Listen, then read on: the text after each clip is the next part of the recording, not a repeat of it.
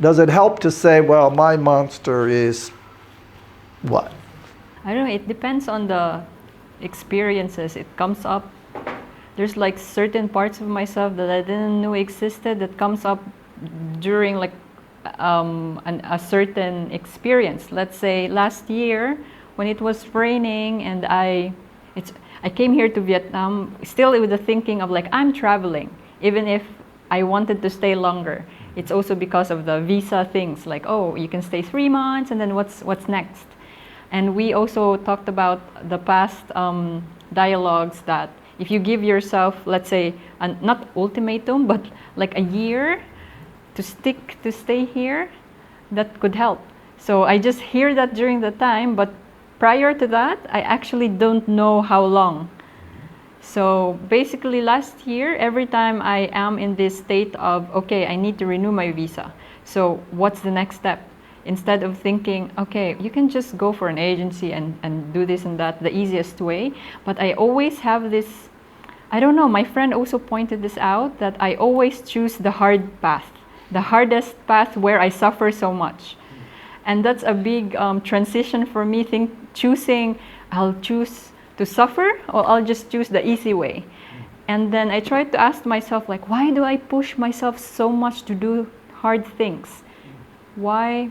So a lot of questions comes up, like, is it like, am I proving something for myself or for someone? And who's that someone? My parents is not here. I know for myself that my mom has the strongest like validation that I always wanted to ask for. So, but who am I trying to prove myself around here in Vietnam? I'm alone. I'm starting from clean slate. I'm trying to, I feel like that was like building strong self-belief, these insecurities of you can't do it, like these insecurities of do I really deserve to stay in a place where I can be happy and I can have good connections, all this kind of. So there's an inner dialogue. Yeah. And maybe we can call that, the executive function, or the inner parent and the inner child, or maybe we can call that two parts of yourself that each have their own motivation, their own curiosity, and that clearly there's a dance or maybe a fight that goes on when those two parts are trying to figure out. Now, I also think it's important to realize that the creative process, and I think each one of us is a creative process. We're an act of creation. Has two parts. It has the structure, okay, it has the limitations, and it has the freedom. And it can't be one or the other. It's that dynamic, and maybe the executive function represents the structure, what I should do, what's good for me. And the freedom is that inner child that just wants to do what I want to do when I want to do it, But I think that's very important that you say, who is it? Well, actually, I don't have to convince my mom, But it is a relationship within ourselves that we're trying to reconcile, to make peace between these parts. And I think it can start with things outside us. I'm getting away from the people that are trying to control me more than I want to be controlled. But then that becomes an internal relationship. How do I then do that dance? And maybe that's the part of self-discovery, self-awareness. What is happening now? Why am I having fear? Is this fear the right amount of fear for the situation? Is it coming from something that happened before? What's going on with me? That kind of internal. Based on our previous dialogues, Douglas, we have been talking a lot about freedom and structure and autonomy. I can relate it to us people who you said like wanderers who pass the limitations of the society. That's why we have this strong concept about it. But then, is there like a specific or a distinct childhood need that will affect someone's courage to, to explore? Because if you wanted to go against the grain, of course you have to have a strong self-belief and courage to do that, because it's gonna be you versus the world. That's how it is. Like that's what our mind will say. But is there like a distinct childhood needs that someone could really look into and lack or enough or more than enough, that they could build that strong courage for them to explore? Courage is, I think, it is in some ways a necessary component, simply because when we realize we are alone, okay, and the world is change, okay, and we can either bear the responsibility for ourself in the world or not. Avoidance is certainly pretty common. Let's create an identity and repeat the same thing and feel safe because I know who I am, even though it's a fixed idea, okay?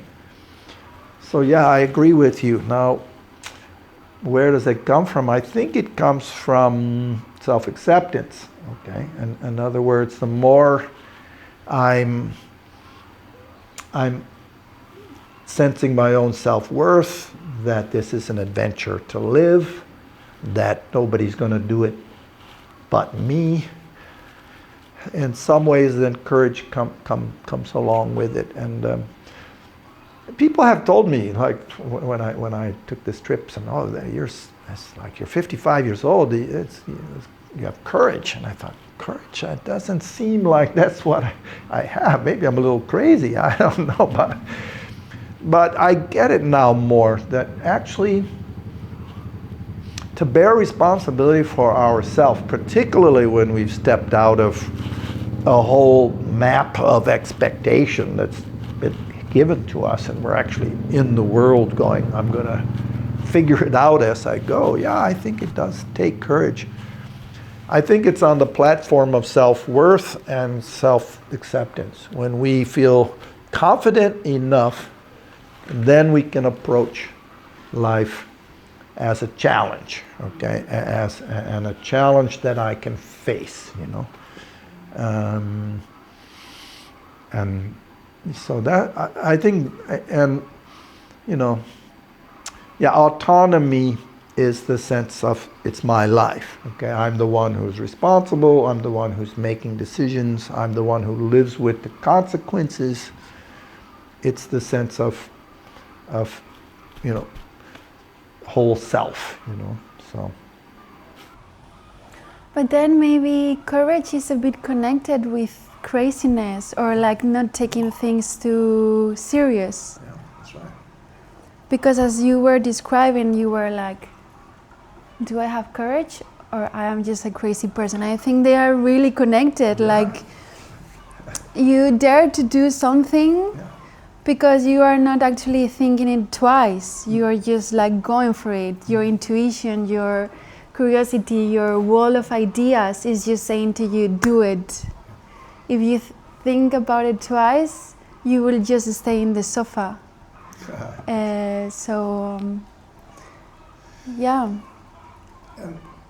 Yeah, also like intuition, the word intuition comes in there, okay? Because intuition, in the way that I write it in my book, is that when our internal psychology is in balance, in other words, we're emotionally regulated, we know what we're feeling, but it's not too strong, so that we can use that information as valuable.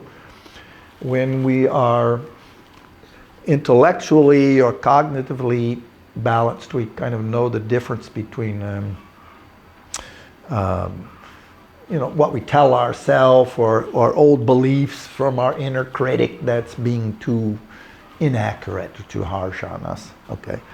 And when we're living in our body, which means we're living in the present in a way that's also balanced. Our sympathetic nervous system that says, oh, fight or face the world or avoid it. And our parasympathetic system that says, relax, just be here and live here, live in this present.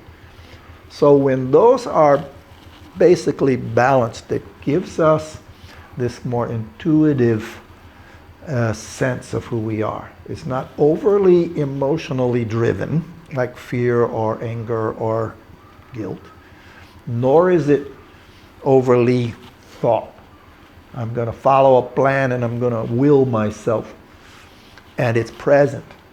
Because when we live in the present, we're essentially staying true to the place and time that we're living in.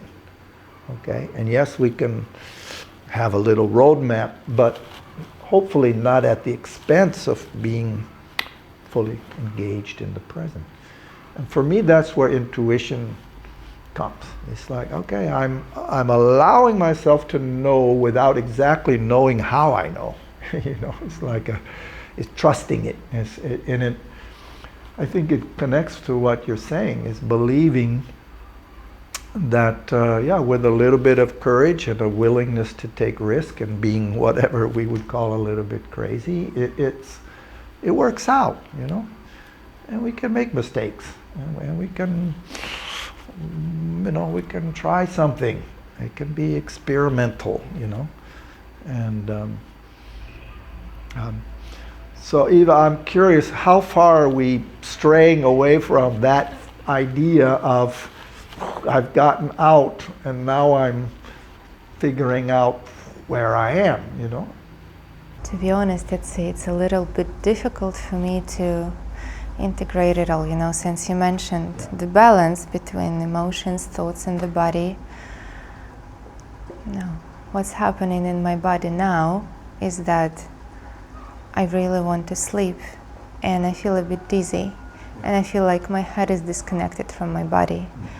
And I'm realizing that I'm probably experiencing strong emotions, and they're being very actively inhibited because this is not the context for bursting out and whatever. And problem is I have no idea what those emotions are, so that's a bit funny. This is why it's a little bit hard for me to gather my thoughts right now. But you just did that beautifully. Okay. Well, that was just an observation of what's happening. Yeah. Well, it's a lot. It's a lot what we're talking about, and to be able to integrate. It's a word that's been used already.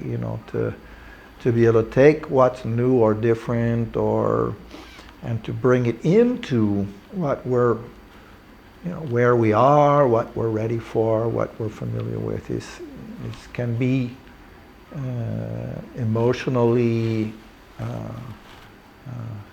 intense. Okay, intensity then becomes, and you're also so accurate to say. Sometimes when we have strong emotion, we're also in a context, And so I remember when I was teaching school, whatever I might be feeling, there was never the time and place for me to express it, because I was in control of a classroom that was supposed to be influenced by my regulation. So this is also part of the journey, is figuring out, okay, this authenticity or this sense of who I am always has to fit into where am I and who's around me, and is there a camera watching or something like that, So, thank you for being able to just say, this is where I'm at right now. This is happening. So. Mm-hmm.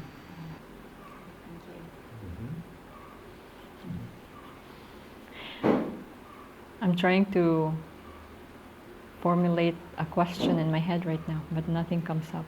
All I can say is that I feel like people, not everyone, because not everyone has the privilege, let's say, but discovering yourself is a way also for you to know who you are and what life you could live happily if they will just have that courage to explore.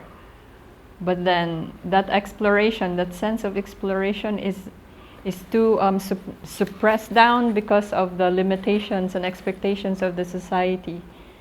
So if we, let's just say a lot of people will awake to do that for themselves, I can imagine how the next generation will be. I feel like it would be a group or a generation of people, of kids who are so strong, authentic to themselves, where it could make a huge change in the world. It sounds so revolutionary, but it seems like it's happening right now, especially with the talks that we have with the past dialogues, that there was Marie who's raising her son by herself, but the way she handles her son is totally amazing, because it's not really against the grain, but she's trying to do it her way to make him believe and accept who he is. And as for me also, I had experiences that I looked after kids who has been raised as strong individuals as a young person, not being treated to just shut up and not express and all this stuff. So yeah, it seems like it would be a massive change. Individually, and as you're saying, on a collective level. Yeah. In a way, what we're talking about, I think, is consciousness, okay? And that the human experience is one where we mostly live within the limitations of the consciousness of that which came before us. So my parents coped and functioned and did all the best things that they could with all the right intentions, okay? But it also included how it is that they were raised and what kinds of influences were part of that. And when we start looking at the influences of society, people have lived through war, they've lived through poverty, they've lived through depressions, and all of those things are going to be part of how it is we manage in life.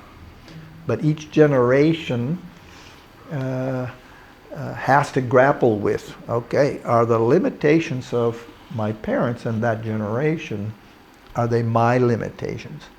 And I think we are increasingly understanding, especially when we think about raising children or even reparenting ourselves, is that we can develop a consciousness that isn't constrained by what those limitations were. I guess have a question here, because that's what we started. Well, we talked about it a bit yesterday, about the intergenerational trauma, and how the challenge of like, what do you do with it if you're coming from the outside, like you're the person from America, and then you come to Vietnam, and you can see very clearly all the things which are, well, in which the modern generation is experiencing challenges, and all the deviations from a so-called norm. And me being a child who grew up in Russia, but I didn't grow up in the Soviet Union. I grew up after the Iron Curtain fell. So what I have incorporated as normal is, well, what is normal for American people, based on the culture, on the movies. But if you look at history and at what preceded, like, there is a huge difference there. There is a huge gap. And so I suppose that if you would come to Russia, you would also look around and, see perhaps somewhat overlapping conflicts that people are experiencing in Vietnam. Of course, it would be somewhat different, but it would be very clear for you from the outside perspective, all the things which system, is imperfect, let's say. And it might be easy to point out, okay, so this should be fixed, and that should be fixed, and that should be fixed, because it's easy for us to see all the things which are wrong whenever we step into a different system. It could be, you know, you come to your friend's home, you see how your friend is communicating with the parents, and like you see all the things which are wrong with it and which should be fixed. But the thing is that it's not always possible to do from the inside, especially with all the preceding history. So how can one help a person to self-regulate, taking into account all the limitations of the existing system, like respecting those limitations, because it is the way it is, and you can't just expect that person to, you know, jump to what is normal for some other country or some other culture. No, unfortunately, it's impossible. But how can they self-regulate based on what